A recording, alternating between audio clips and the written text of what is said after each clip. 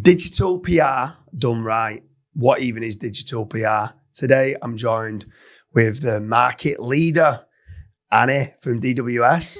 So let's jump straight in then. With regards to digital PR strategies, I believe you've got certain questions for myself. Exactly, James, because I know you are an SEO beast, and digital PR is one of the strategies that help websites to rank not just on Google, but now on AI, and we're going to dive deeper into it. Yeah. How does that help? So in your experience, what are the type of digital PR campaigns out there?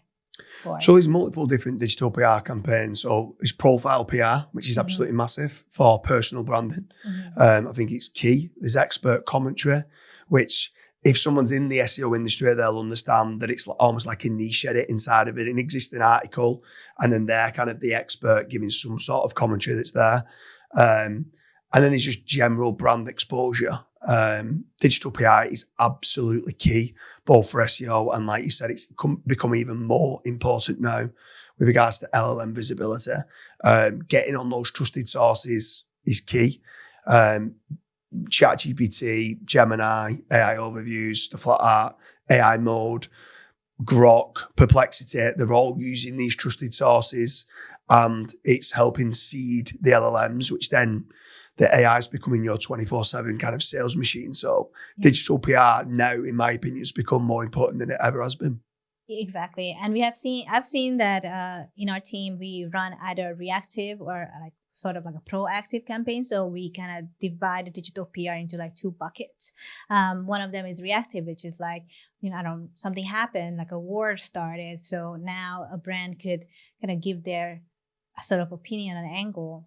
Or if it's a proactive one, then we do a data search, like a data research, and we'll put the brand as an expert who done that. So on there, then a lot of different companies call a lot of different things. So on the reactive, we call it newsjacking. It's a trending topic that you're leveraging, and then you're putting your expert kind of thingy onto there. You've also got brand jacking at times. It could be one of your competitors. It's in the news, and you could give your opinion on there, which is another type of. This is where, when I said just general kind of digital PR, they're leveraging different trending topics. On the proactive, you're coming across as a key person of influence, personally, or the brand is, with data-driven studies, which is kind of within DWS, they're calling it proactive digital PR. If you're able to get that data and surveys out to the general market, the amount of other, not just regional news, but local news and just general magazines and stuff like that, they start referencing those data studies. It does cost a little bit more to be putting all the surveys in place, but the amount of backlinks and exposure you can get for that is incredible. Yeah. In the SEO circle, we also talk about consensus. Could you explain that to other business owners and CMOs? What is this consensus, and how does digital PR help? The old traditional way of the 10 blue links within Google, you cared about being ranking position number 1 in Google. That was the be all and end all. If you was a serial entrepreneur, you might care about being number 1, number 2, and number 3 and trying to control the rankings. With regards to consensus, now page 2 and page 3 and page 4 of Google matter, where they never really used to. They used to say you can hide a dead body on page 2 of Google because nobody looks there. But now, page 2 is still getting picked up by the LLMs, by ChatGPT, the major ones. Like, I'd say the major 2 is Gemini AI overviews in Google and ChatGPT. And they're doing something that's called query fan out. So they're fanning out your query, and they're using the top 50 results to form part of the answer and doing chunking. So they're taking bits of content from many places and synthesizing their result. And consensus is the main part of that. If you can get 7 or 8 results in the top 50, you're going to have the highest consensus, and therefore you are going to be the brand that the LLMs say you are the best because you've been mentioned the most. So the higher the consensus in the top 50 results, the more likely you would be cited in AI. Yeah. And I think it also shows that in order to show up in multiple positions on the SERP. Not only do you have to control what's on your site, but like do a lot more off-site activities. I mean, digital PR is part of it, but there's also different strategies like guest posting initiatives and other link building strategies too. Yeah, sure, for sure. I mean, you mentioned in there with regards, you've got your on page. I always call it the claim, frame, and prove model. So you've got claiming something and framing something in a way on your own website, which is fine, but that's a first party source. Realistically, you need that first third party source to do the proof element, and it's the most important element. You can claim and frame that DWS is the best digital PR agency in the world, but without the proof, then you're not. But if you go and get yourself testimonials, reviews, case studies, and you're an award-winning agency, for example, at that point, that's the proof that backs up that you are the best digital PR agency. And it becomes really, really important to get that third-party corroborative source right, which is done via digital PR. It could be done with guest posting. It could be done with niche edits, could be, depending on how much, if it's an existing ranked article to get the branding. So a good one for a niche edit would be in an existing listicle where someone is doing best digital PR agencies and DWS are not in that top 10 list. And you reach out and go, how dare you get me onto that list? And you can put yourself in position number 1 on an existing listicle, which is already being referenced as being a source. DWS goes in there. That's a great other way of building consensus because it's already a trusted source. So with regards to like citations, that's more defining the entity. So it's still good to do. It's still a third party source, but that's repeating your NAP, which is your name, address, and phone number.